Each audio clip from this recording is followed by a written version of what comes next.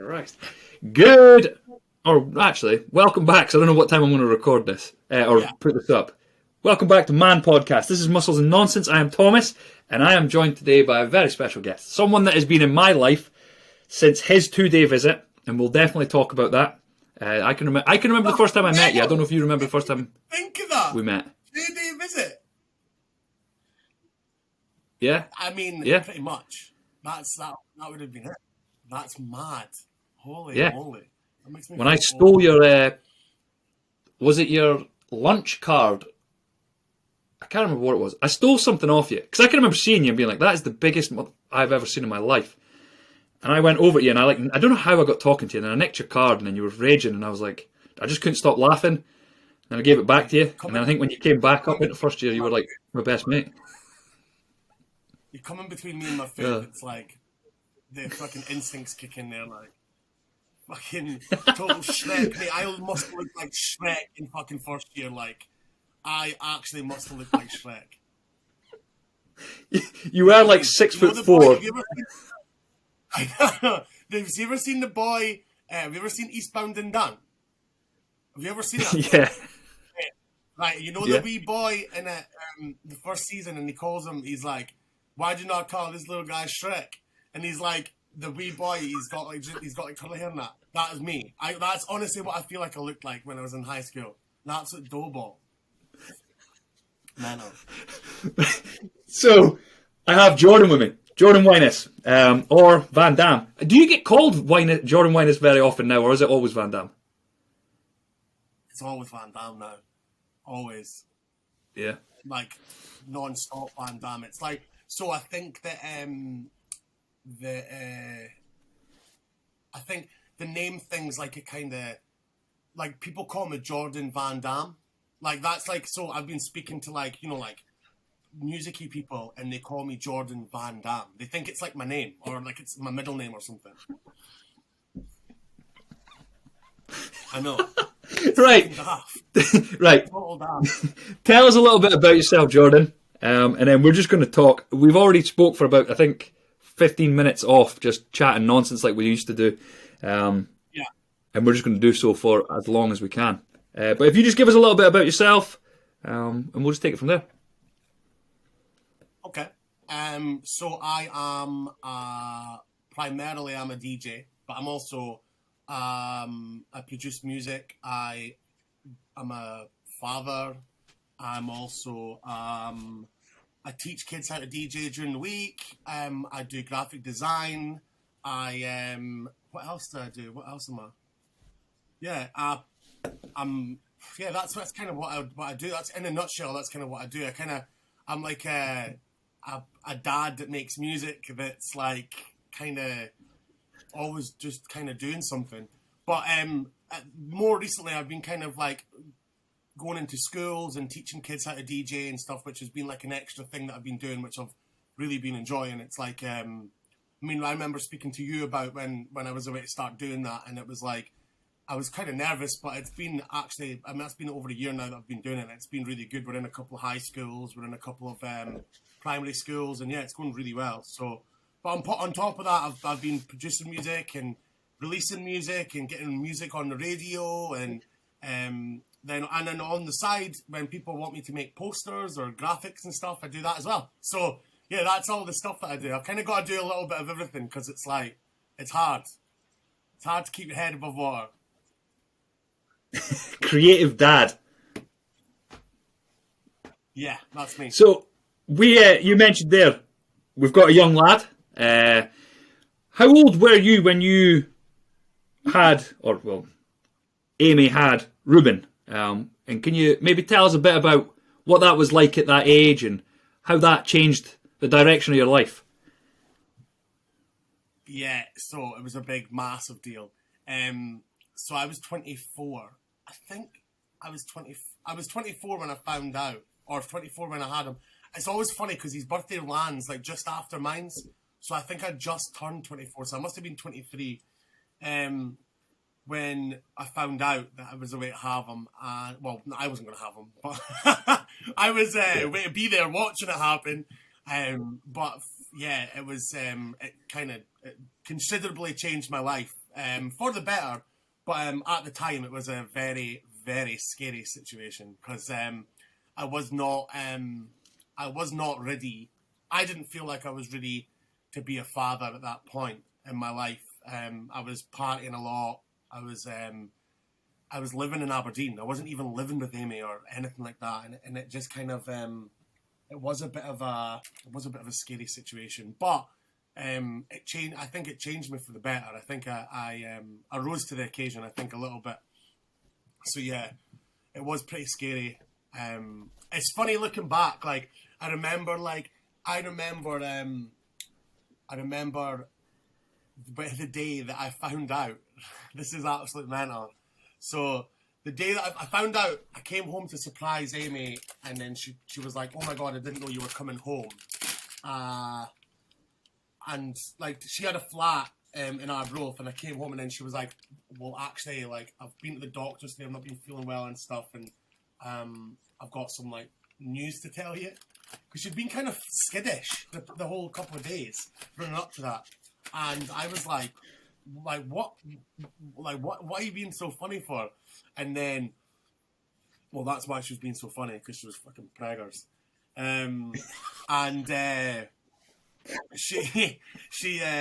So she told me, and I totally freaked out. I was like, you know, like the things that go through your mind, like everyone always speaks about, sorry, I'm cleaning this camera, it's on my screen, and it's like, you know, the glass like on the MacBook, and it's like Mac computer, and it's like, it's a wee bit of fucking minging. I'll just quickly clean it. So yeah, it's minging. I've not been doing anything weird. It's just like because I'm a fucking spit that comes out of my mouth, it goes over the screen. So yeah, when I found out, I found out that like one night, and then I was like supposed to be in Arbroath like for the weekend. So, and I had plans, like there was stuff that we were going to be doing. So I was like, oh shit. So I kind of like was scared. I was nervous. It was like, obviously like all the stuff that was happening going through my head. I thought my life was over. Like I'm like, what am I going to do? I'm going to have to leave Aberdeen. I'm going to have to get a new job. Yeah, all this stuff that goes through your head. It's like, it's mad. I mean, when you look back as well, you go, I mean, actually, your life's not over. It's actually just it's just another kind of chapter, and it makes you kind of move in a different direction. But I remember the next day, this is crazy. So first things first, right? So Dale and Matty, you know, Matty Smith, right? Yeah. We were. I thought you were going to call him his Xbox name there. Yeah. Well, fucking Dalzeg and fucking BGM. But yeah, so we were supposed to be going on the Sea Predator thing, you know, the boat. Yeah. We were supposed to be going on that, yeah, and we went. Amy came with us, like she was invited to come with us, and she was not feeling that well, so it was brutal. And then like I couldn't tell anyone because we kind of were like, I needed to speak to somebody. I felt like I was harbouring all this information and I couldn't tell anybody, and I was freaking out. So anyway, did that, and then Amy was like feeling ill, and then after we got off the Sea Predator, she went home and she was like, I might go and rest and not feeling great. So I was like, cool. So Dale then comes on the scene and he's like, let's go and play pitch and putt. I fucking hate golf. I hate golf with a passion. Don't like it. I'll maybe watch golf, but I don't really like it. It's not really my cup of tea, and I'm not good at it. Probably why I don't like it, because I'm not good at it at all. So we went to play pitch and putt, you know, down near Jumpin' Joy's. Yeah. Yeah. So we went down there and played pitch and putt, and my first ball that I fucking smashed, right, bounces. Like, so fucking hits the road, right? Bounces on the road and bounces up into a car, like inside the window, right? So it's like a couple sitting in the car, right? And I'm like, oh my God, I can't believe it. So I go across and I'm like I'm shouting, I'm like, I'm really, really sorry, I'm really, really sorry. And I'm like realizing, why are they not shouting back? But they're like moving their hands about, and they're like, obviously they've gotten a fright because the ball's come up in the window and like obliterated their freaking windscreen, right? So, I was like, I'm so sorry, I'm so sorry. I was like, and they've got insurance there, but I was like freaking out, and I'm obviously feeling shite anyway, and realised they were deaf, so they couldn't hear the ball come in and smash the window. So they were freaking out, like they were like, and so I was like, oh my God, I was like, I'm so sorry. And obviously the fright they must have gotten because they couldn't hear it. So the ball's come in and their windscreen's just smashed, and then they've been like, what the hell's going on? But like I apologized to them, and they were so lovely, like honestly. But it was a couple, and both of them, like they were using ASL sign language. So I was like, I'm so sorry, but we managed. Actually, I got in touch with Nevada because I think they had that stuff down there at the time, and he sorted out the insurance and stuff. But I was like, oh my God, could this day go any worse? Could this be possibly the worst weekend of my life? Like, not only is my life over, but I'm actually, like, out here destroying deaf people's cars. I'm fucking, like, taking a pregnant bird on a boat. She doesn't even like fucking going on boats. I'm like, it was just a rough. But it was like, yeah, it was good. Like, do you know what? I actually, like, it took me a couple of weeks. Do you know what helped? When I told my parents, when I told my mum, and that really helped. Because it's like, well, probably that old saying, like, problem shared is a problem halved. It's like, I kind of was like, yeah. I was nervous. I'd never been through that before. I was really scared about the situation. But my mum and my dad really kind of calmed my nerves. And speaking to Amy's dad too, that kind of helped as well. She, her dad did kind of like, her dad and mum were kind of like, they were good in chatting about this stuff. So that helped. And everyone, you know, everyone pitches in. My family are really good. And I'm really lucky to have the family that I've got. So everyone pitched in, and everyone was really, really helpful. So it's never as bad. You know what I mean? It's always like when the shit hits the fan and you think things are bad, it's never really that bad. You know what I mean? It's not. You've got to kind of sometimes look at the other end of it. Do you know what I mean? See like what the end result's going to be. And look at Ruben now. Like Ruben now, he's like the best wee boy. I mean, he's always been amazing. Even as a baby, we were so lucky. He was so chill and patient, and he's been he's such a good boy. So yeah, we were lucky. He is a mini you, isn't he? Yeah, he is. He really is. Like his mullet is unbelievable as well. It's mad. And he like, soon as Nairn got that, he wanted that mullet. I was like, are you sure? I was like, you're going to look back in 10 years' time and go, why did you let me get that haircut? But it looks cool. I think it looks cool, but I think so too. I don't know. Yeah. But yeah, so what we'll do... Yeah, he's hilarious. He is hilarious as well. And he's got that like showmanship that you've got as well, eh? Like, he's never scared of the camera. He's never scared to be center of attention. He doesn't seek it, but he's not scared to be there. Yeah. He's good like that. He's up for it. He's up for a laugh. He likes it. Right, let's rewind the clock. Where you didn't go to primary school in Arbroath, did you? Nah. I was a country bumpkin. Mm-hmm. Can you talk us through school, coming to high school? Yeah, I can. So I went to Inverkeila Primary School, right? Because I lived in Auchmithie. But it's weird. It was a weird choice to go to the high school because obviously that's like further away than the academy. So yeah, it was a bit. I was actually all right. I kind of knew a few people in high school. I kind of used to do like. I knew James Brown because my family were like close friends with James. I knew a couple other people as well. But yeah, I remember, I can't remember, like, I remember like coming to school for a couple of days, the 2-day visit, and it was like, I was really nervous, and it was like, because I'd never I wasn't really from Arbroath, like in the sense that like I kind of knew a lot of people. You know, like other people coming from a school, you've got all your schoolmates. I had nobody coming from my school. No, I had one guy coming from my school, and he was a little prick, and no one liked him. Like the first day on the 2-day visit, he ended up getting in a scrap with Leon Beckles, right?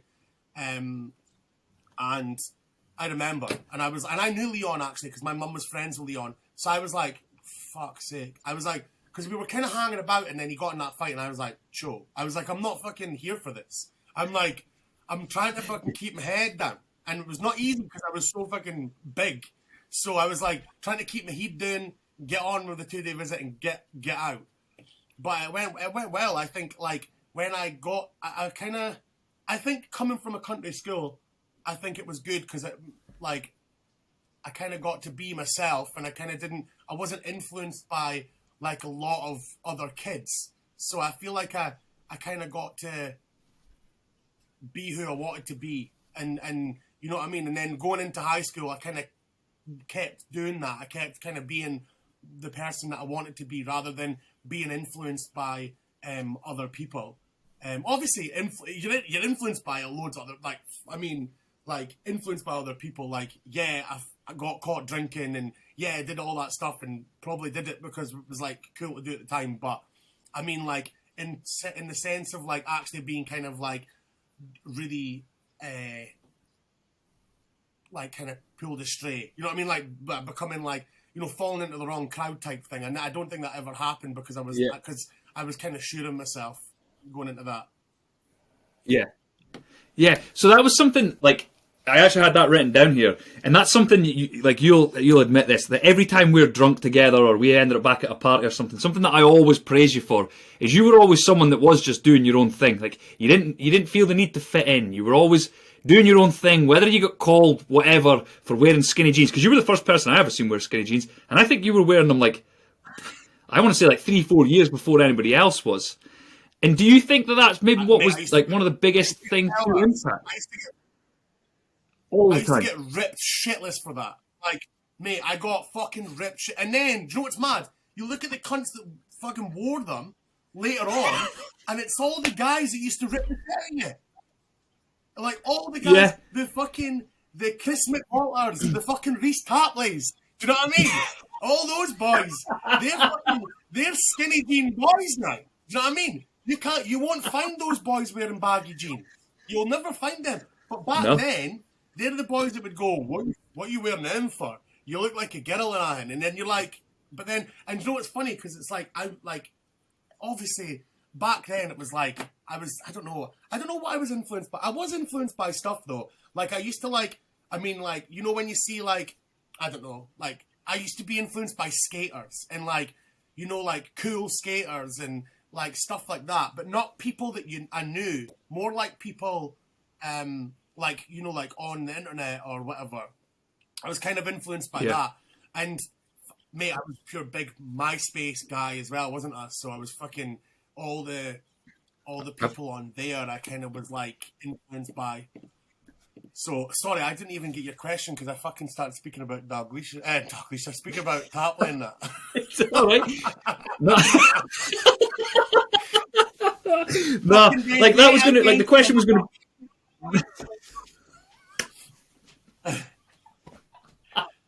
Come on, Tapley, that was a couple of things. This is it. Get it on YouTube. Yeah. That's hilarious. The pure mad, like Traveller one, the Traveller videos, and they're like, I'm calling you out, like that. Like, those videos. There was like a bunch of things that you touched on in there that I definitely wanted to bring up, and I actually had notes on all of them. Like, you were one of the first people that I knew that knew how to use the internet. I was always a bit behind though. But you were always one of the first people that I knew to use the internet. And I can remember as well when we were skating, you were almost like styled up and dressing the way that like some of our favourite skaters were already dressing before I'd ever even seen them. Yeah, do you know what? Can I say though, you you had a good style though, and I couldn't bite your style because I look at you, what you used to wear and that, and I thought that was cool as fuck, right? Like I remember, like you used to tuck, right, your like your jeans in the front of your shoes, and they would hang down the back, right? Me and Adam Prow. That was me and Adam Prow. We always said that was the only way you could wear your shoes. And it was, and no joke. And see to this day, right? See to this day, I still do it with my trousers. Like I tuck them in the front so you can see the fucking jeans. And then, like, so yeah, it was like there was definitely like I was totally addicted to like the internet and like how I think when you're from like a small place like obviously like Auckland or Arbroath, in real terms, Arbroath is a fucking small place, and being able to connect with people like in Edinburgh or Glasgow or fucking I don't know, even abroad, like in the States or whatever, that was, to me, I was like, I loved that. I loved the fact that like I could kind of share what I was into like through the internet, and then also I could like soak up all the stuff that other people were into as well. So I loved that. Like I was honestly, I loved it. But I do remember the first time I ever watched YouTube was at your house, upstairs in the top room. Yeah. Mate, first ever time, I'd never heard of YouTube, and I was like, what is this? This is mental.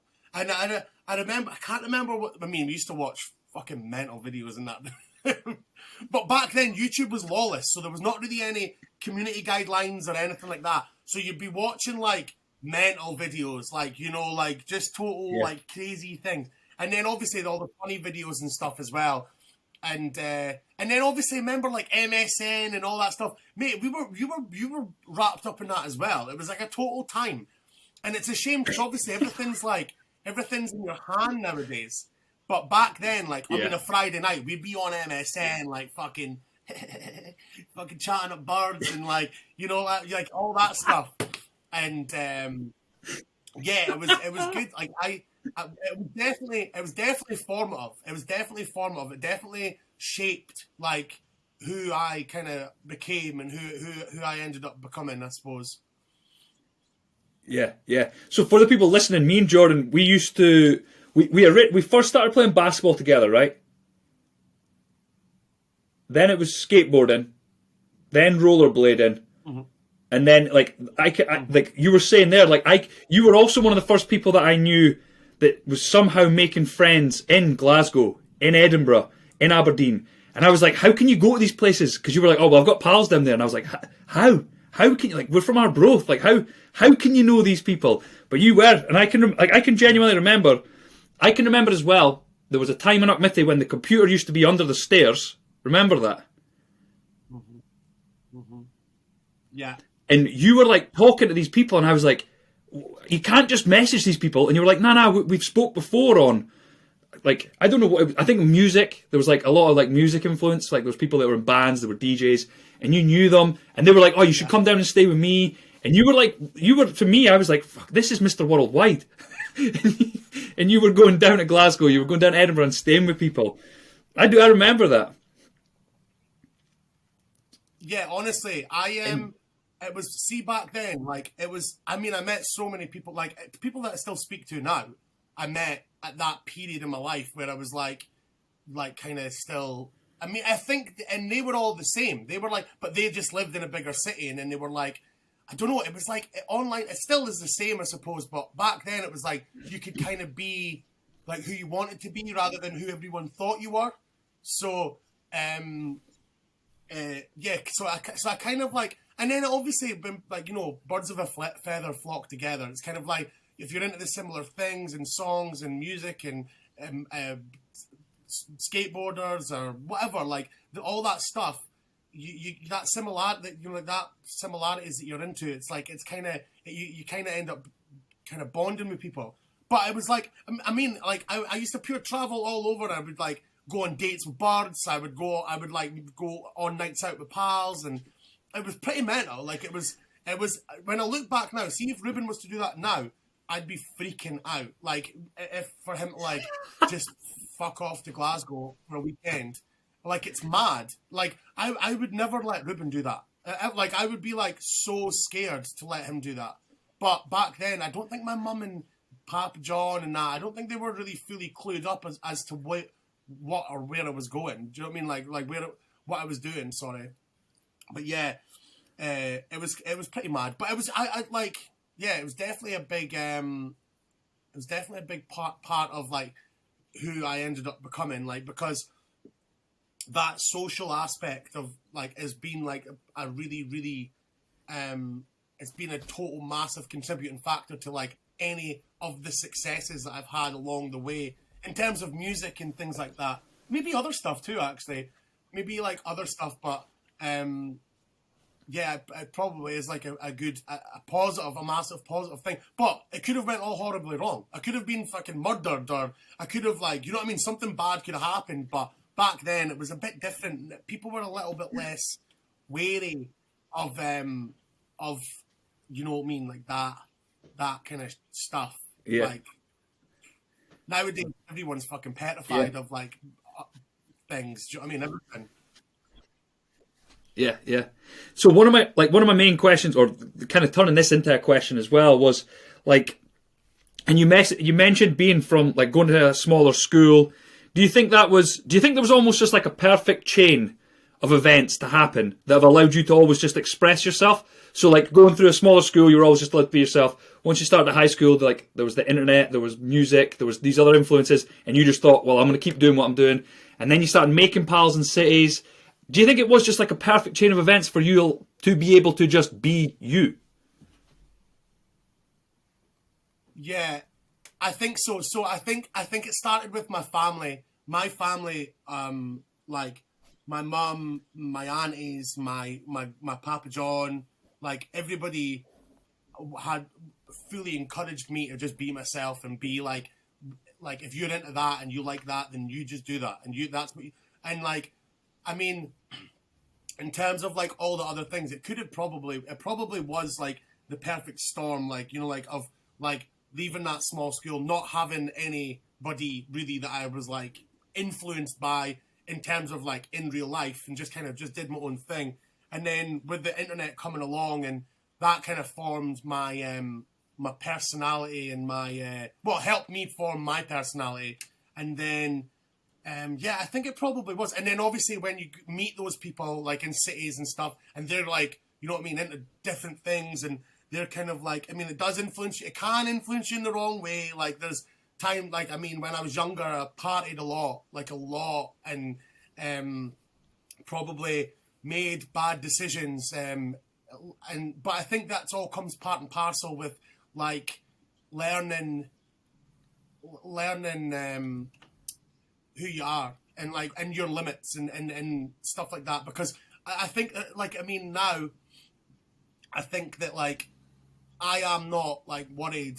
Like I try and put that onto Ruben. Like, I want Ruben to be, like, who he wants to be, and I want him to, like, not be worried about, like, whatever he wants to do or wants to be. Or if he fucking he's been saying since he was little that he wants to be a plumber. I'm like, fucking be a plumber, but be the best plumber. You know what I mean? Yeah. If you're going to be a plumber, be the fucking best plumber. Be the best plumber. And, like, or if you're going to be whatever you want to be, do it the best you can do it. Don't give up. That's kind of, like, what one of the main things as well is, like, I was never scared to keep going, like, with what I wanted to do. I always kept doing it. And I think that's something that, like, happens to people, like, maybe not more so now, because it's actually quite a good time where people are, like, kind of more encouraged to do the things that they want to do and they enjoy.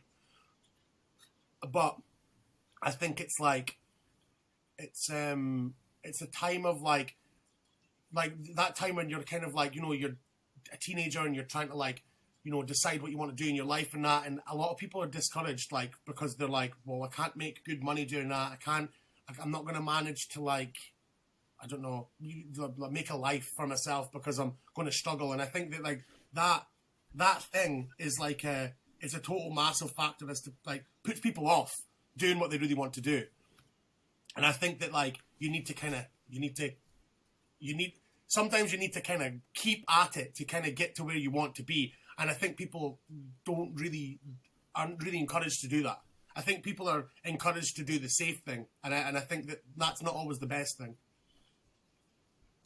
Yeah, I definitely want to talk a lot about this because you've recently had like a huge, and I've always said this as well. Like for as long as, and I kind of want to shift. I'm kind of leapfrogging, but I'm going to come back and I want to keep going from like school to retail because you were in retail for quite a while, and I kind of want to chat about that as well. And then we'll come to the DJing, but I think the DJing thing's like a huge part of your life, especially now that I think we'll be able to talk about for ages. And I think like going what we're talking about now, but I'm going to pull it back. Like I can remember, I always said, I can remember the first time that I seen you DJ was in the reading rooms, and I can remember being like, holy shit, this guy is going to be, he's going to make something massive of it. And we've spoke a few times that you've gotten like a bee's dick away from it so many times, and then just something's been pulled away. And I definitely want to come back and talk about like this advice of like, you've got to keep going. But let's talk a bit about retail jobs that you've had, because we worked together for a short spell as well. And there was a bit of DJing going on when that was all happening. And then I think that'll lead us nicely into the DJing, and then we can tell everybody about all the incredible things that you've been doing and are doing just now. Mm-hmm. So retail. Fuck, I'm trying to think. What was my first retail job? I used to work in Aussies when I was younger. I did like, worked in Aussies when I was like fucking wanting free shit basically, and I like, I did like odd jobs and stuff, and then I think my first proper retail job was Topshop in Aberdeen when I fucked off to Aberdeen, and that was pretty formative. I just went, right, I'm moving to Aberdeen. I didn't want to go to Glasgow. I didn't want to go to Edinburgh. I think, do you know what? My life would have been so much different if I actually went to Glasgow. Things might have happened quicker probably, because Glasgow's a bit more closer to everything else. Like, it's a bit more like the big smoke rather than Aberdeen's just a bigger Arbroath. I feel like it is anyway. So it's like, it totally is, isn't it? But it's like, we've still got a small town mentality in Aberdeen.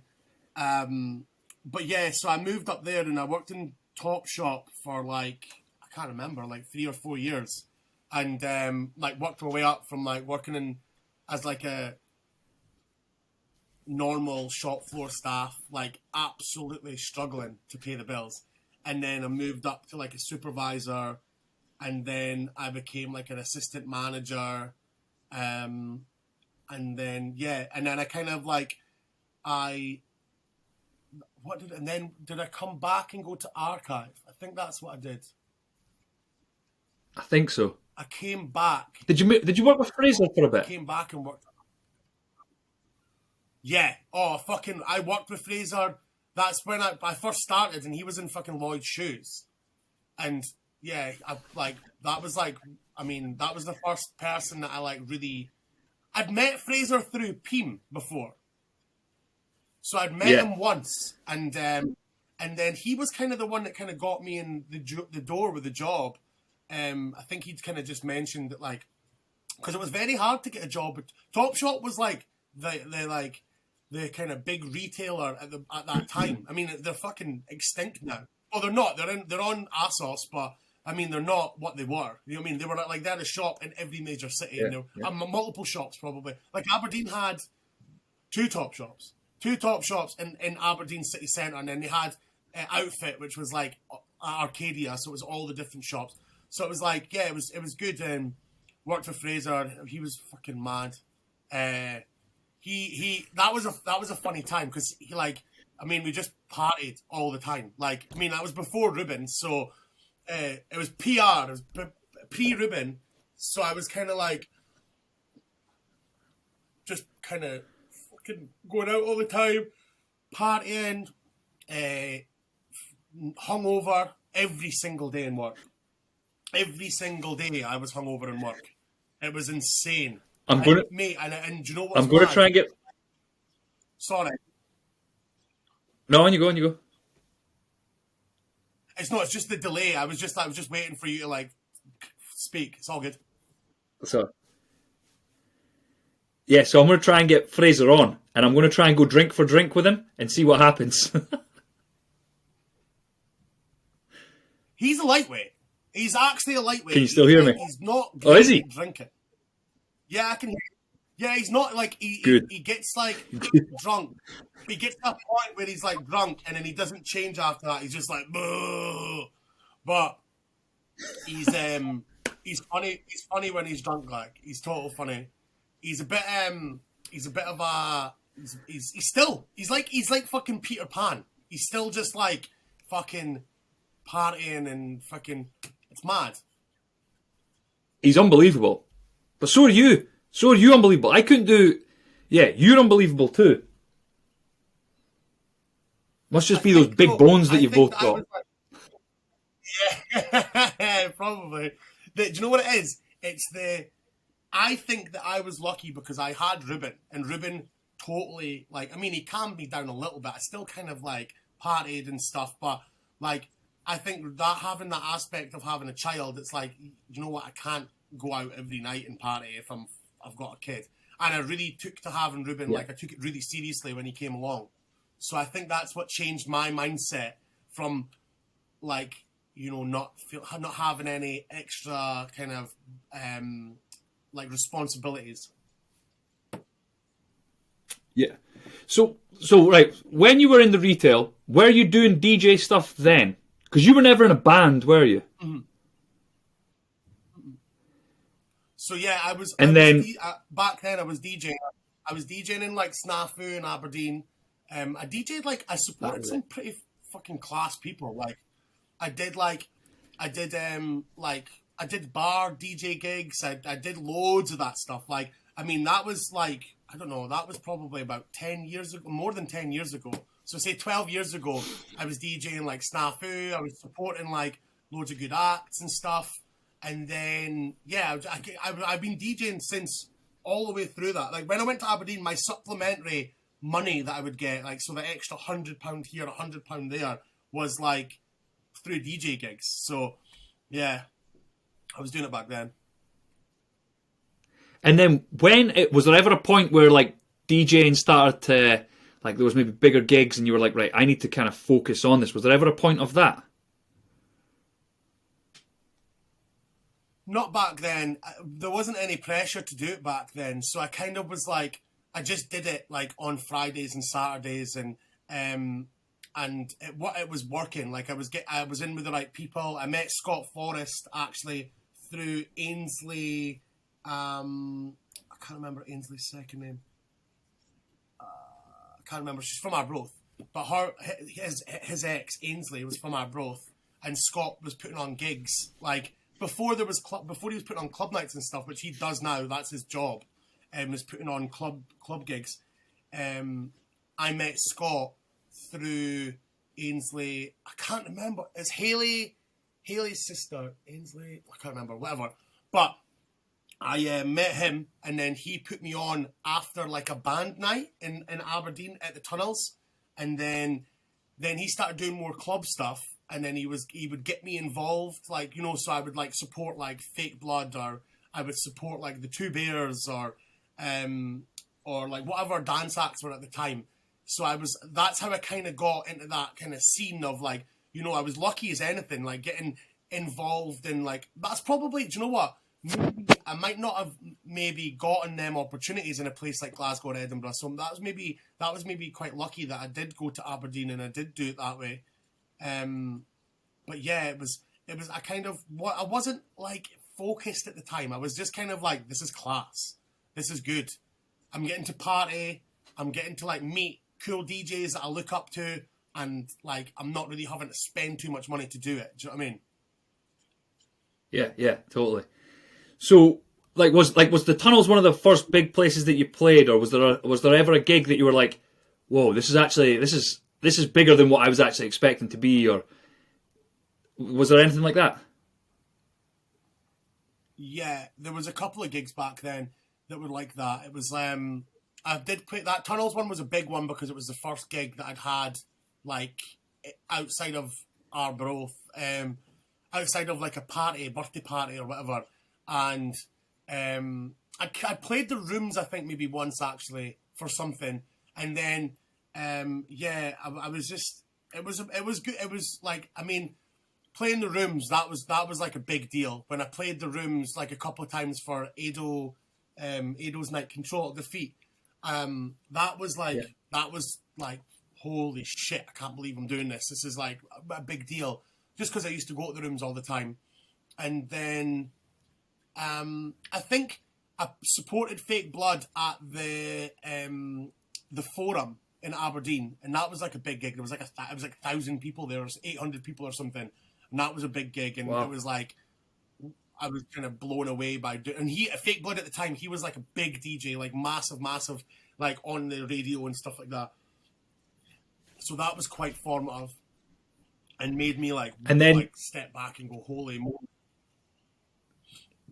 Yeah, was there a point though that you kind of took a step back from DJing and you were more like a night, or I don't know what the term is, like an organizer, event organizer or something? Did you kind of transition across to that for a little bit?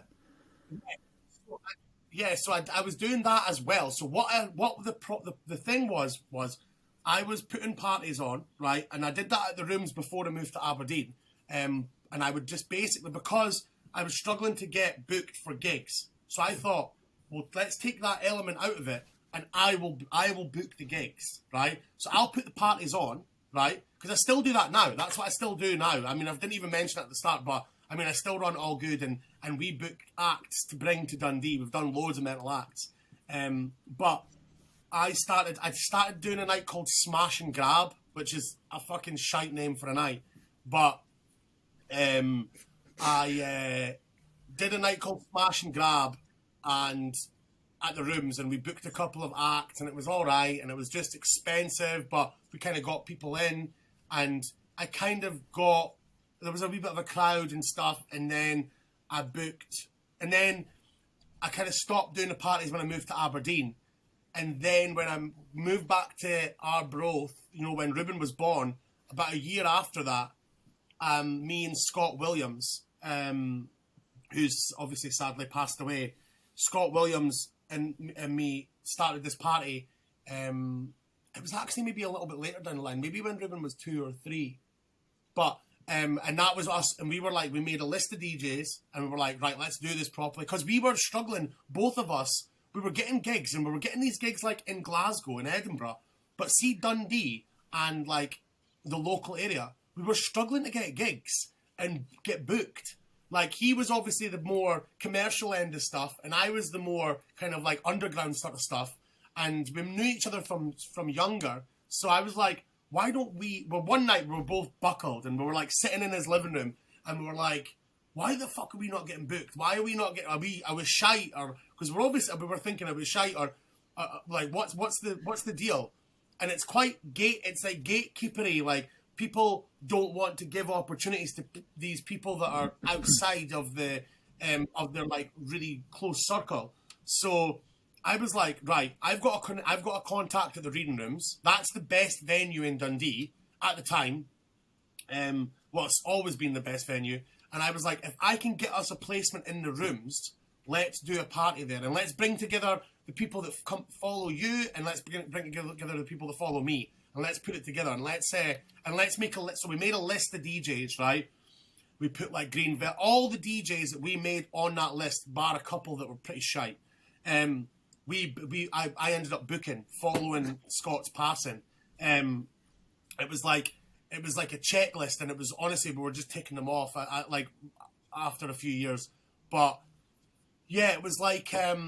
It was a strange one, because it was just like I felt the need to kind of create my own night, because things like I wasn't getting booked for the things that I wanted to be booked for. So, but it worked out better in the long run, because it was like then I was making my own rules. I was kind of going, well, I can book my own guests. I can fucking like pick the venue that I want to be in. I can make the night whatever I want it to be, and I don't have to. I mean, it's a lot of hard work, and it's shite sometimes. It's really hard, it's so disappointing sometimes when you're like, you maybe don't do well, and you don't make money, you lose money. And which has been like, I mean, it's been a roller coaster since the pandemic, but that having your own night thing, that stemmed from not getting booked in the local area. And so I was just like, fuck it, do it myself. Yeah, yeah. And then how did All Good start? So yeah, so it was like, that was me and Scott, and we came together, and then I was like, I had this idea in my head, right? And I used to have like a notebook, right? That I used to like sketch, like I used to sketch stuff, like, you know, like stuff in. And I would sketch like ideas and like names, and I would draw shitty logos and stuff like that. And I had this idea that, like, because obviously Scott played kind of different types of music than I did, but I thought that it's all good music. It's all good. Like, it's all, like, even though Scott's stuff's different and I probably wouldn't play it, and vice versa, Scott probably wouldn't play the stuff that I played, it's all good stuff. So I was like, and I kind of wanted to do it like, as like, I kind of wanted it to be, we both discussed it, and it was like, as soon as that name clicked, it was like, that's a fucking class name for a night. Because it's like, there's no genre. Like, you can literally book whoever you want to book. It's totally open. Whereas some nights, you know, they'll be called like something, and it's, you correlate the name with like a genre or like a style of music. Whereas our one was like general. It was totally like, it can be anything that's good. So yeah, that kind of came from that point, and it was like, it was a shame because this night here, I think it was this one, that one there. See the Jackmaster one there. So that one was the first big name that we got booked, and it was what's the date on it? November. So I think Scott passed away in the September, and I was working away for Size. I was working in Sheffield for Size, and he passed away when I was away, and it kind of was like, holy shit! Like, I was like really, really gutted. Like, it was probably one of the hardest things I'd had to deal with up until that point, was losing Scott, because it was like, we were really kind of close. We were getting close at that time, and we were really we were speaking to each other every day, trying to like kind of get our hands on these acts that we wanted to book. And Jackmaster was one of them, who was at the time massive. Like, he was playing like sold out shows in Ibiza. He was touring all over the world. So I kind of managed to kind of speak to him at a gig, and I messaged him, and I was like, can we make this work? And he was like, he was away to do a Scottish tour, and he was really like, yeah, let's do it. And he did it for super cheap, because at the time he was asking for quite a bit of money.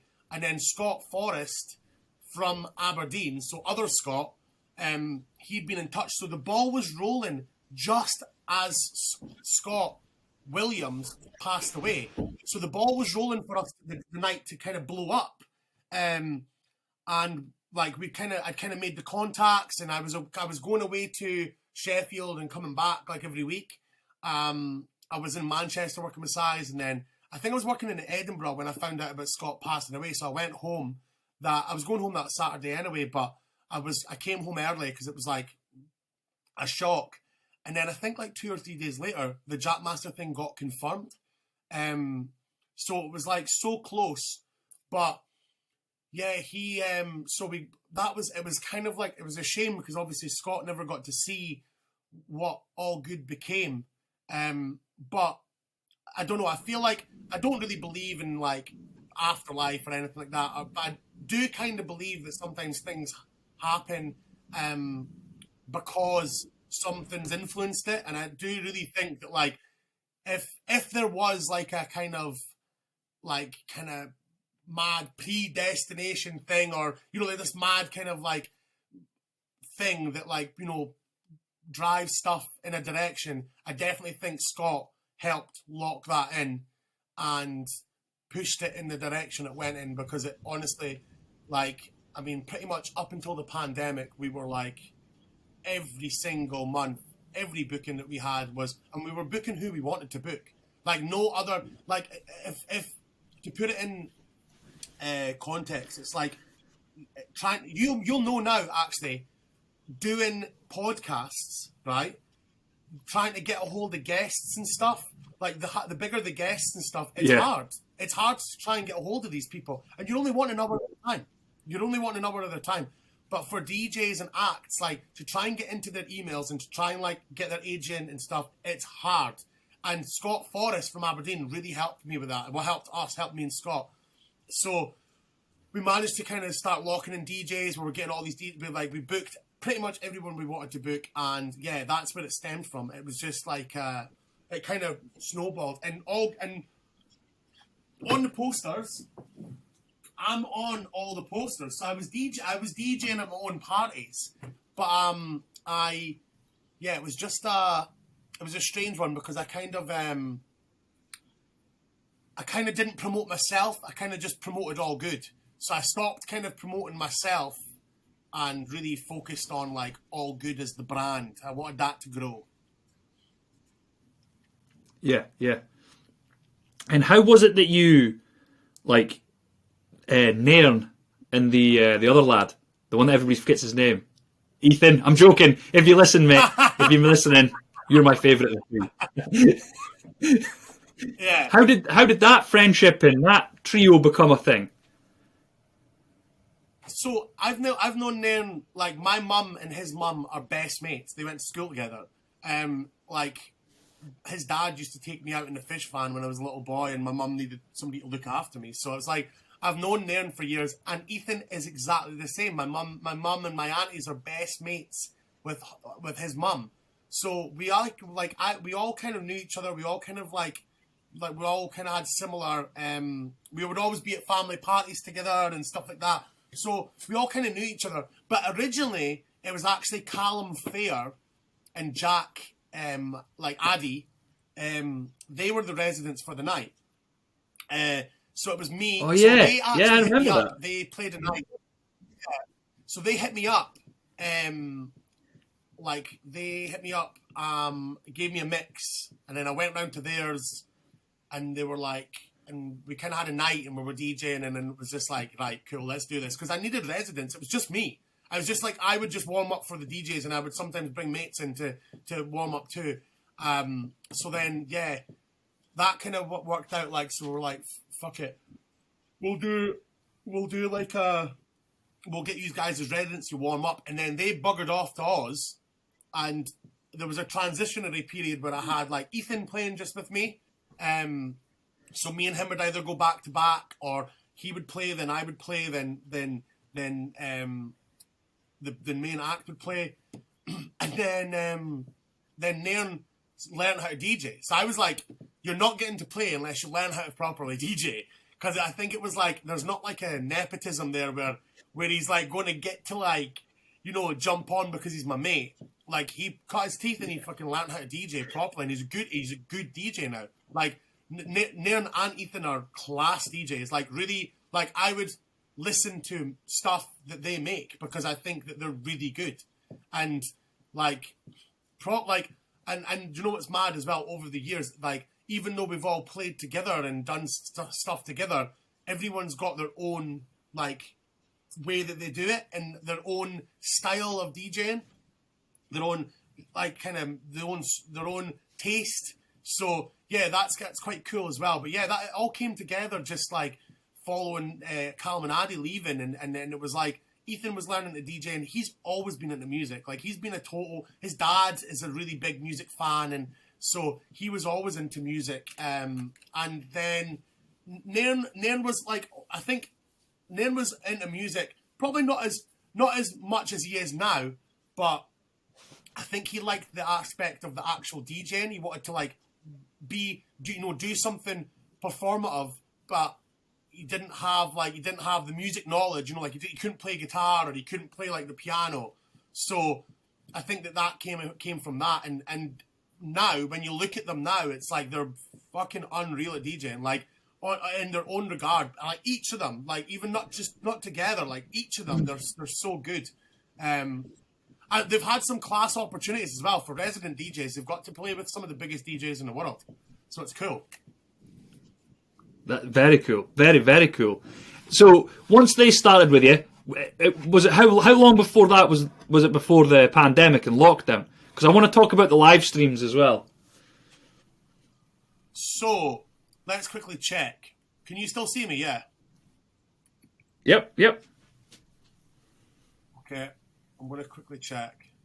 So I'll maybe check on my phone. So Ethan's first gig with me.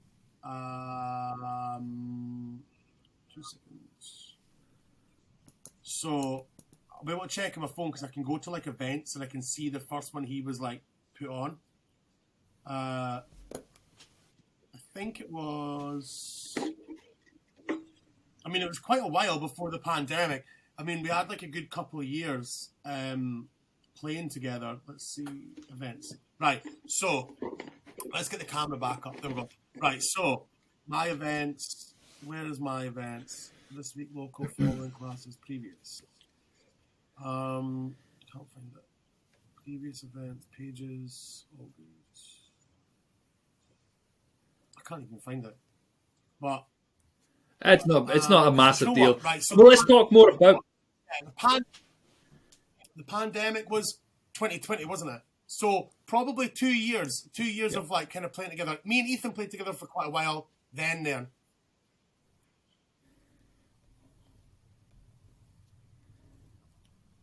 Okay, and what was you got a big response to the streams, didn't you?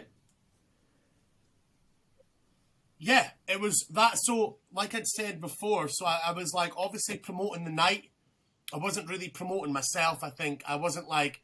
I mean, obviously, I knew quite a few people, and people knew that I DJ'd and stuff. But that came about just because. So we were putting the parties on. We were doing good. Everything was flying.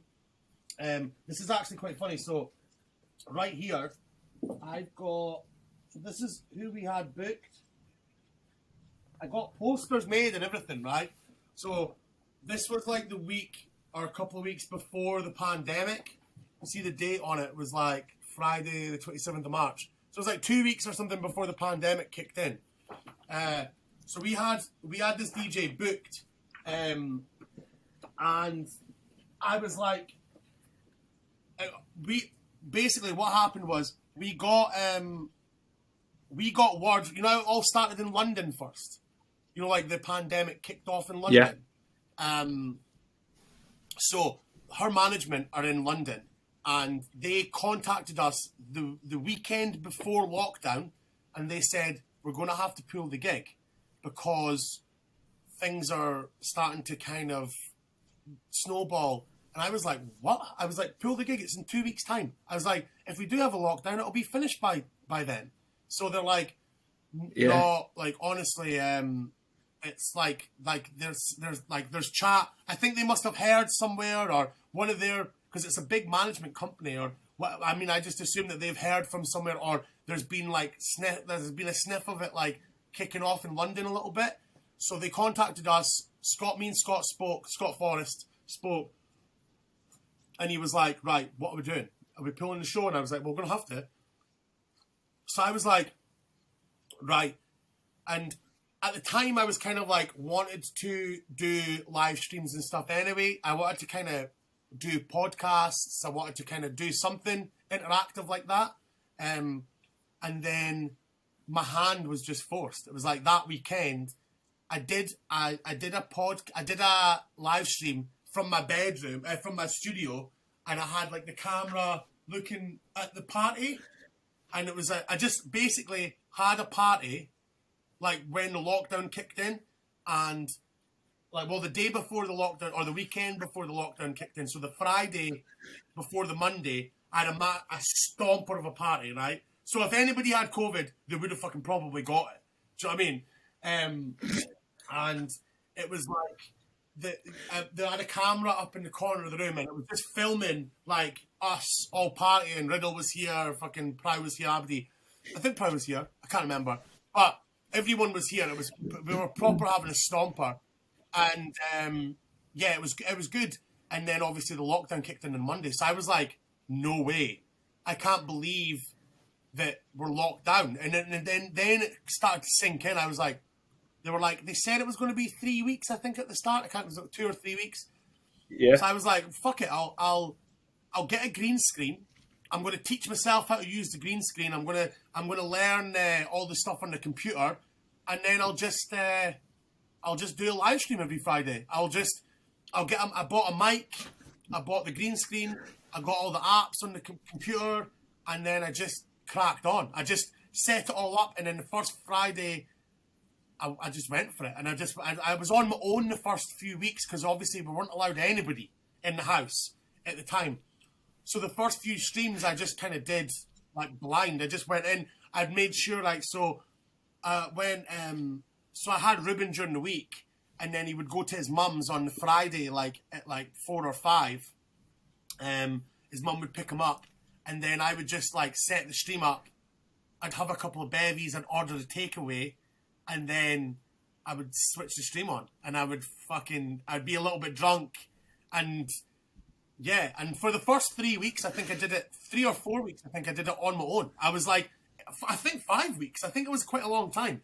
I was on my own, and every Friday, I would just get blootered and just do the live stream. And it was like, honest to God, I think it's probably a massive, massive thing that's helped, like, me get spotted by loads and loads of kind of, like, places. It was like me doing that stream. Yeah. 2 of my highlights from it were definitely... You fell asleep on one, didn't you? Yeah.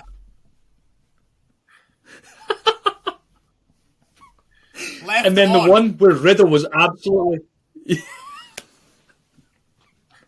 And then the one when Riddle was blurred and he kept like leaning in and like touching stuff and... Yeah. Mate, and it was when you weren't supposed to have anybody in your house.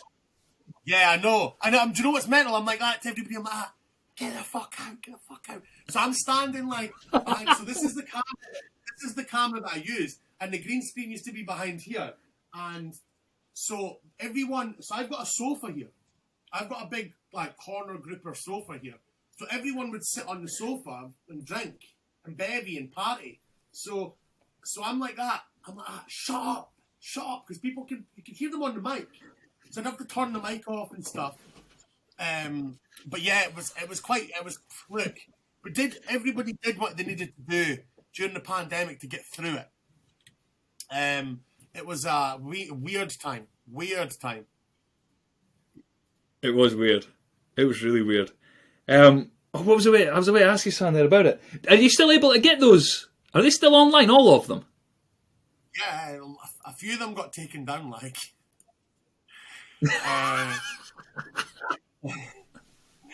A few of them got struck down. But yeah, they're still they're still here. Look, if you go on YouTube, they're on Twitch. They're not on Twitch anymore. But if you go on YouTube, I can't leave. If I leave, it stops it. Yeah. So, but like, if you get like, so I'm on it just now. Our All Good TV Smoke House, and yeah, like, I mean, if I'm to get any bigger as a DJ and people go into them, fuck me, I'm fucked. Because some of them are absolutely mental. Like, I mean, some of them are really funny, and like, and then obviously when we could get guests on, I got on Kilimanjaro, so Josh, I got on the Test Press Boys. It was good, and it kind of kept me active. It kept me like, being creative, and it was like putting on the parties. But every week I would focus on like, right, I'm going to make a graphic for it. I'm going to make new visuals. I mean, it got to the point where the stream, like, I was like, I'd made like this mad like visual thing for it, and it was like really, I'm quite impressed with myself how much I've managed to learn about putting the stream together, and actually, like, it was insane. It was so insane. But yeah, it was a total learning curve. They were brilliant. I loved watching them. And what I was doing a lot of the time is, because I'm early to bed, I was watching them the next morning while I was having my breakfast and that, just absolutely hosing myself. That's class. That was the point. That was literally the point. I wanted people to watch the streams, and I wanted people to just be like, because obviously at the very start, no pubs were open, nothing was open. Tesco's was open, the shops were open, but takeaways were open. Nothing was open. So the whole point was, get the stream on in the TV in the house, on the big telly. Get the TV on. If you're living your partner or whoever you're with, your mum, dad, whatever, get the babies cracked open and let's have a night out. And I wanted to do that every week, and that's why I didn't just play music either. I wanted to speak and have a laugh and chat, because I wanted it to be like a night out. I didn't want it to be like, when you see DJ sets, I think a DJ set live stream is fucking boring. Like, I think it is. And like, there's sometimes when people put them on at parties, and yeah, cool, you just want music on in the background. But I thought it was better. And I knew that people were having parties. So I thought, get one of those on at your party. You know what I mean? At your fucking little COVID spreader event. Like, put it on. Like, let's all party together. Yeah, yeah. So then how long after COVID was Ibiza? Because all good went to Ibiza, didn't it? Yeah, that was last year. So, I mean, that was last year. COVID okay. really only ended. Yeah, last year. COVID only really ended, I would say, probably last year, I would say. Because 2021, I mean, if you remember 2021, at Christmas time, everything was locked down on the 27th. Yeah. For a couple of months. So we were locked down again. So, I mean, really only started getting... I mean, we put events on last year, on 2021. We put on Ewan McVicker, who was a guy from the stream as well. Ewan McVicker used to watch the stream every fucking week. He would tune in and he would fucking watch. Like, and then there was other DJs. Like, we had Ellie Adamson watching the stream. Patrick Toppin watched the stream one time. Like, mad. And it was just like every week there was like people watching the stream that, like, big DJs. Well, Ewan wasn't big at the time. Ewan hadn't released his big track then. But obviously now he's like fucking massive DJ. So yeah, it's like all that time meeting and speaking to people and being on the mic and chatting, typing away to people and stuff. All that was like so positive. Like, it helped us get. So I did a live stream for Fly open air. Like, they did a live stream thing, because we were all locked down. And then we'd done gigs for Fly before. So we did a gig for Fly in 2019. And then they were trying to do like an event in Amsterdam when everything opened. They tried to do an event in bloody Ibiza. Then it got cancelled and rescheduled. And then last year, it all came to the point where we're like, right, it's actually going to happen. And they invited us to play in Ibiza for the Fly Ibiza. And that's where that came from. So we all went to Ibiza last year. Ethan's dad, Nairn's uncle. It was mad. It was crazy. Can't really speak too much about what happened. Yeah, I don't know how much you can share about it. Nah, probably not. I don't think there was much sleeping though. Yeah. Okay, so you mentioned earlier on. Sorry, I was letting you speak there, but I was being a boring bastard. Like, I was like, the first 2 days I partied and then I just bottled it after that. So you mentioned that you played in the tunnels and you played in front of like 800 to 1,000 people. What are some of the biggest crowds that you've played in front of? That's the window cleaners. They're going to come up and they're going to see me on my video chat. Chatting to your computer. Yeah, I know, they'll be like that. Who the fuck is that? You probably know them. You probably know who they are. But yeah, it was some of the crowd was like, I think some of the biggest crowds probably probably the festivals and stuff that we've played. Like, I played at Groove Festival in Inverness. It was the site where Loch Ness was, and that was a couple of thousand people. And then I've played, trying to think, I've played main stage. Like, I've played main stage at a couple other festivals, and it's been like big. Like, that Groove Festival was a few thousand, and that was after Camel Fat. So at the time, Camel Fat weren't big, and I played after them, and they were kind of. Look, the window cleaner's just coming up now. Look. But yeah, he's still up there. But yeah, so that's probably the biggest crowd was probably Groove. I would say it's probably the biggest one that I'd actually done. That was like 2,000 or 3,000 actually. But they were like those kind of gigs have been pretty mad. Like I prefer like the middle ground. I prefer like 500, 700, 500 kind of people. I think that's like perfect because you can kind of still see everybody's face, and you can still do like you can still kind of pick somebody out and go, right, you're going to set the tone for the night, and I'm going to try and make you dance. Yeah, yeah. And that was going to be like my next question. So laugh or don't. This is maybe I'm going to lose probably a load of cool points here. When I went and seen the 1975, it was back in January. When he was at the front, when the lead singer was at the front and he was singing and people were singing along and people were dancing, it genuinely made me feel like I was like, shit, I wish I'd committed my whole life to music. What does it feel like when you're deciding what tunes are going on and you hear like, yeah, like you hear people roaring and screaming? What does that feel like being a DJ? Unreal. It's so good. And so what it is, right, is that, so quite recently, I've kind of limited my drinking and like all my partying and stuff like that. It's limited now, and it's actually better when I'm like more sober. Like you get an actual adrenaline rush out of like, and you kind of play more for people in the crowd when you're kind of more sober. But obviously running up to the point of like me kind of. Like last year I did it for 4 months. I stopped drinking, and then this year I've been drinking. I had a drink last week. I had a couple of beers last week, but none like didn't boot it or anything. I'm trying to keep it to that point where I'm like 3 beers and then I'll like stop. No hard like Jack Daniels or vodka or anything like that, because that's when it starts to get like a bit banzai. But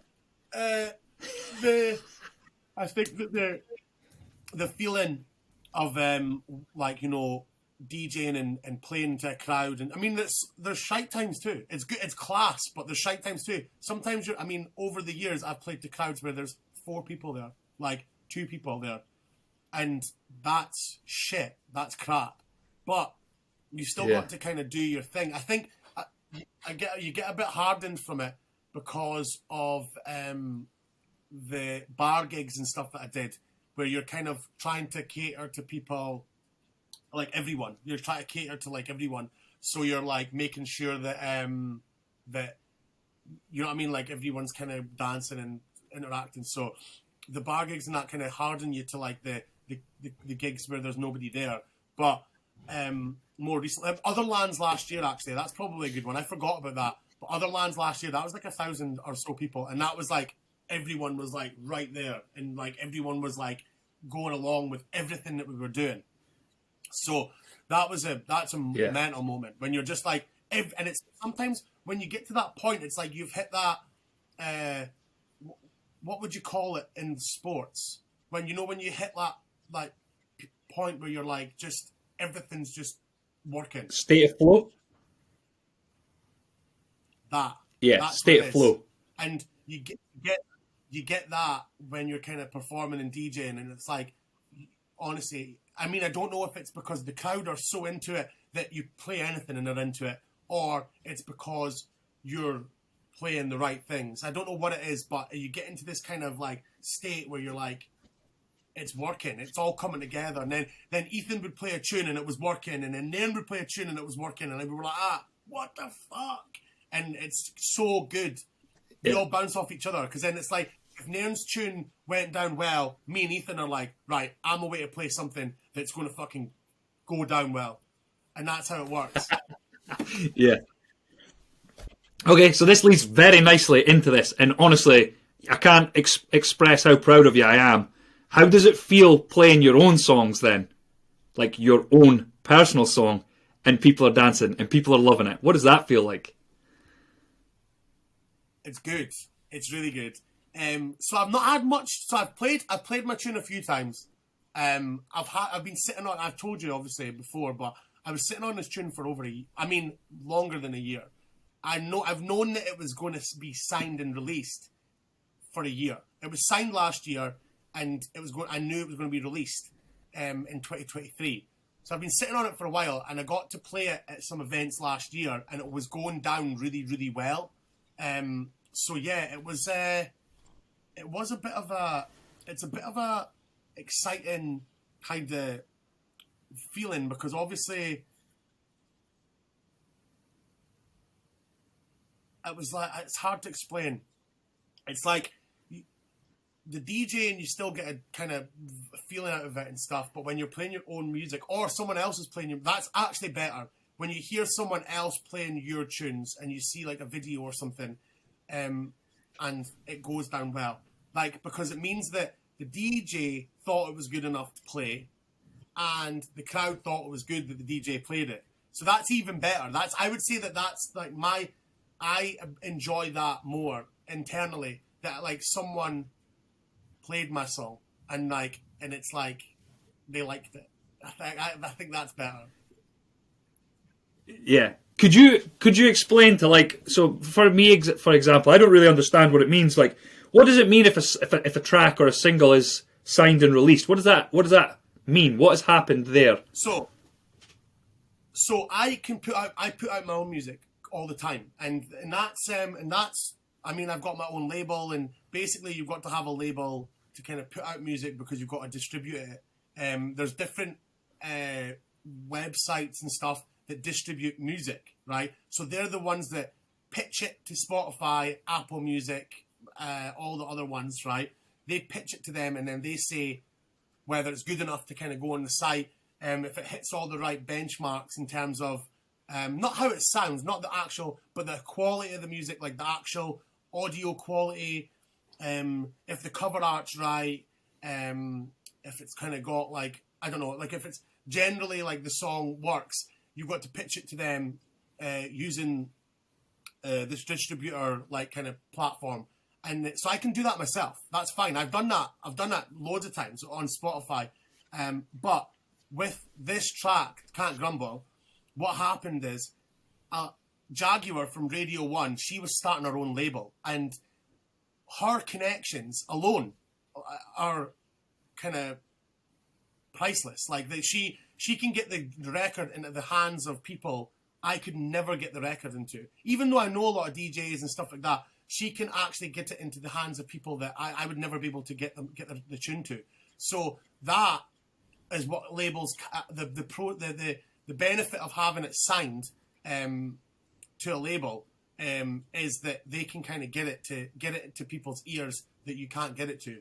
And also, it's a promotional machine as well. So basically, they have the facility in place to not only send it to the right DJs, the right radio stations, or internationally. Like, it's so amazing. Like, the team that released Can't Grumble, like Jaguar's team, have been incredible. Like, I got feedback last week that David Guetta has downloaded my tune, and that fucking who else has done? Oliver Heldens has downloaded my tune, and like I can send you like this screenshot thing on my emails. And he said something. He said it was tasty. I think he said it was tasty, or something, because they comment on it. That's exciting. But yeah, it is pretty exciting. So yeah, it was. So all that stuff is here we go. This is it here. Promotional campaign.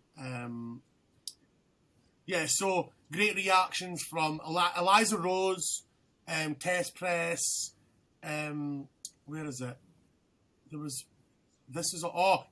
Sister Bliss from Faithless. She said it was like funky and she loved it or something. Roger Sanchez said he loved it. It's fucking mad. It's totally insane. There's another one here as well. He said, yeah, and then fucking there was the one from David Guetta. Stupid. Total stupid. Maybe he's not even heard it. Maybe it's his team. But I don't care. As long as his team's hearing it, I don't give a shit. That's cool. But that's the process of a label. That's the whole point of having it signed to a label. Because everyone nowadays can put their own shit out. That's no beauty of the internet. Is you can just put your own shit out there, and if it slaps and something gets on the right ears, then that's fine. But there's a whole machine behind the whole thing, and having it in the right hands, and for it to be the first release on Jaguar's label, because she's on Radio 1, it's like that support is big. Yeah. So as I said to you, like honestly, I can't even express how proud I am of you, because I feel like I've always been either on the sidelines or right there when you've been building up as a DJ, and I knew all the hard work that you were putting in was going to pay off. I knew it was. But what did it feel like for you personally the first time that you were on BBC Radio 1, or was there a radio station that was maybe bigger, or a I don't know if it was like an inclusion or something that happened? Was there anything along the way that was like, not as obviously this is the biggest. Is this the biggest thing in your career? I'm not sure actually. But was there ever a moment that you were like, this is wild as well? Yeah, this is definitely the big. So hearing your song, right? So I don't know if it maybe is as much of a done to people like maybe younger than I am, but having your song on like national Radio 1, like it was played last night on Radio 1 Future Dance Stars or something like that. And I was like, what the fuck? Why is it getting played so much? It's like, and it's getting some really serious support from like radio. That's national radio. That's like, it's to me that like Radio 1. I've grown up with Radio 1. I used to listen to like fucking M.a.N and Pete Tong, and that's how like I generally kind of consumed new music was through Radio 1. Radio 1 was one of the avenues I used to kind of get all the new music from. So being part of that and being involved in like that is mad. Is to me is crazy. Like, so yeah, I think that this is the biggest thing that's happened in my career.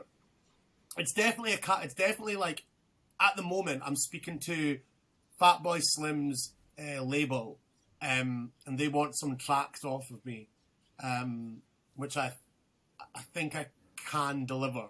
So I'm like, and then I met him last week, which was fucking mental as well. So it's like, yeah, I think it's like, it's insane. Like just everything that's happening is just like, off the back of that is I think it is a big deal.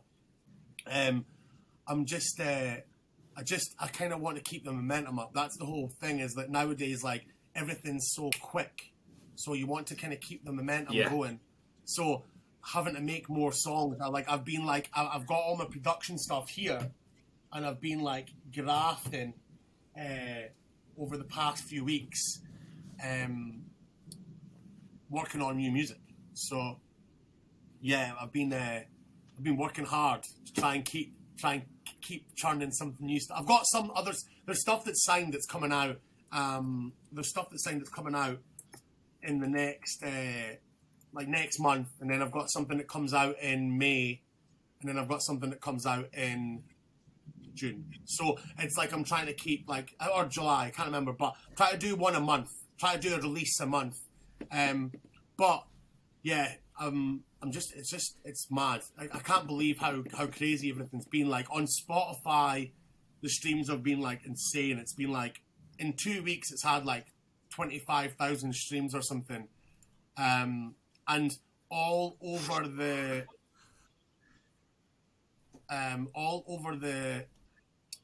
like, you know, the radio plays and the all that stuff. It's like, I don't know, it's just mad. Like and we've not even got into the year yet. It's only March. Like I'm thinking like only March. I've had a call on. I know. So Ibiza, I'm playing Ibiza in August or September.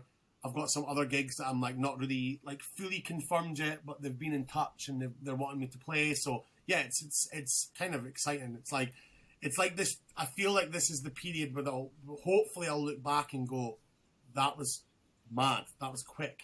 How that. But obviously it wasn't quick. It's been 15 fucking years, like of like not knowing if it was ever going to happen. So yeah, it's mad. So that leads me perfectly into my second last question for you, Jordan. What advice could you maybe give like a young person, young guy, young female that's wanting to chase a dream, but they maybe can't quite, maybe they're not quite getting a full grasp of it, or maybe they can't see the right steps to take, or maybe they keep getting really close but getting knocked back. What sort of advice would you give someone? So I think that the main thing is, right, is not getting disheartened with rejection. Nowadays, like I said, nowadays you can build your own platform. You can do your own thing. And I think that the problem with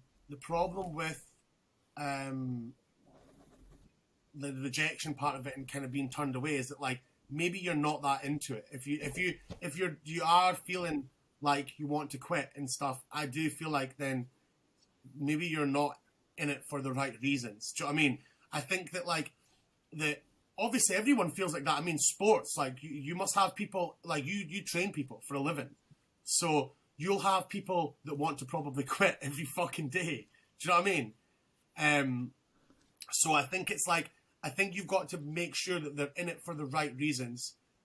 Anything. It applies to absolutely everything. Your job, your whatever, your music passion, your hobbies, skateboarding, like, you know, going to the gym. If you're doing it for the wrong reasons, and then that's usually the catalyst behind why you want to quit. So, just make sure you're doing things for the right reasons. And also, I think when you do have those heavy days and you do have those days where you're like, this is pointless, I'm not getting anywhere, 2 steps forward, 1 step back, I think you've got to kind of sometimes break it down and go, like, what am I doing well? Like, what are the things that I'm actually doing well? And what am I actually enjoying out of this process? Like, there was times during the pandemic where I was like, that's how the whole tune came about. So it's like, there's times in the pandemic where I was like, I want to fucking quit. I don't want to do this anymore. I'm like, and the reason why I kept going was because I actually enjoyed doing the streams. I actually enjoyed like playing music on the streams, chatting shit, DJing, like playing new music, letting people hear it, interacting with people. And that's what I actually enjoyed. So when I broke it down and actually thought about it, I went, well, why would I want to quit doing something I really enjoy? So instead of actually seeking out success, it's probably better to just enjoy it first. Enjoy the actual thing that you're doing. And then I think along the road, people see that. Moving in the right circles obviously comes with that territory as well. But yeah, I think that comes along with, if people see that somebody enjoys something that they're doing, then they want to be involved. Great advice. Absolutely brilliant. Absolutely brilliant. So Jordan, I finish every podcast with this. I don't know if you've ever listened. I don't know if you've heard. I don't know if you've had a chance to preempt your answer. But I finish every podcast with this. What do you think it takes, or what do you think are some of the attributes that you have to be a good man?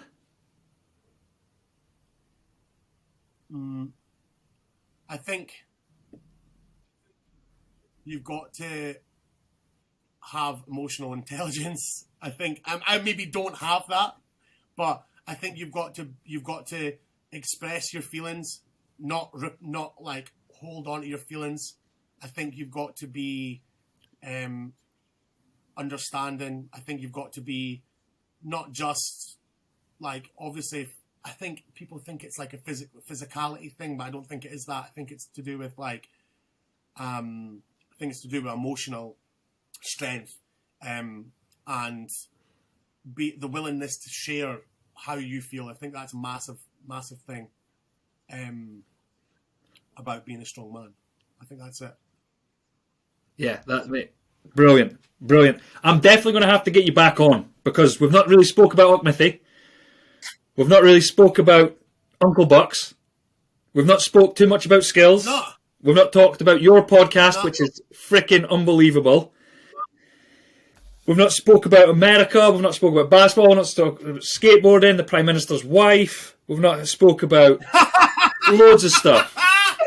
Hey, shut up! That's so So good. many things.